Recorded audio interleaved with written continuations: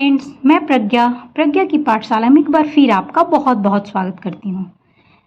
चलिए आज एक बहुत ही प्यारी सी कहानी सुनते हैं जिसका शीर्षक है अलग रास्ते मंजिल नहीं। सालों बाद उस दिन थिएटर में उससे मुलाकात हुई। मुलाकात क्या, बस ये कहा जाए कि भीड़ में देख लिया उसे। मैं स्टेज पर था और वो सामने ऑडियंस में बैठी थी। मेरा शो देखने आई थी शायद इसलिए, क्योंकि क्या पता वो गलती से आ गई हो। लेकिन नहीं, गलती भला कैसे हो सकती थी। मेरे पोस्टरों से तो पूरा शहर पटा हुआ था। पोस्टर देखकर ही आई होगी। थोड़ा हैरान ज़रूर हुआ उसे देखकर, मगर मैंने जाहिर नहीं होने दिया कि मैं हैरान हूँ। अपनी परफॉर्मेंस के पहले मैं बस ऑडियंस के मूड को भांपने स्टेज पर आया था और बस तभी सामने उससे नज़रें मिल गईं। और जब नज़रें मिल गईं तो न जाने क्या सोच उसे इशारे से बोल दिया कि शो के बाद बैक स्टेज मिलने आने को। उसे शायद अब भी मेरे इशारे याद थे, वो इशारे जिनसे कॉलेज में हम दोनों न जाने कितनी और क्या क्या बातें कर लेते थे।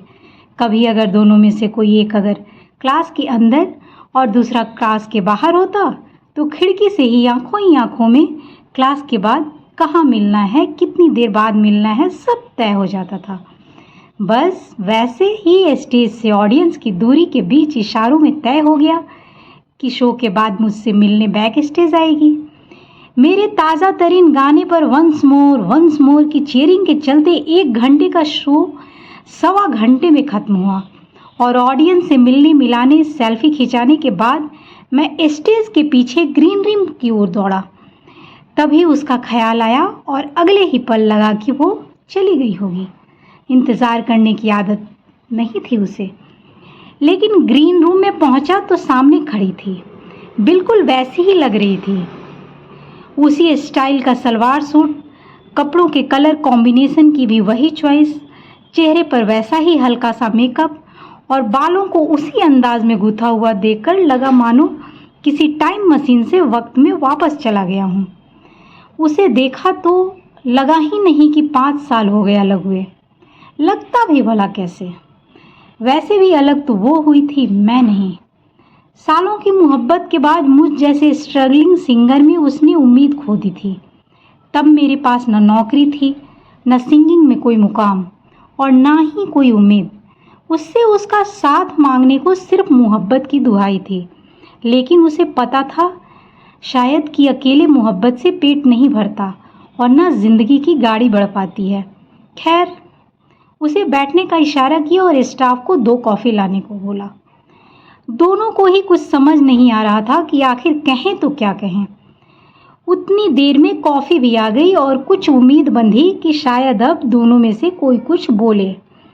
अंततः कॉफ़ी मग के रिम पर उंगलियां फेरते शायद कुछ सोचते हुए वो बोली, तुमने एक बार भी रोका नहीं मुझे उस दिन।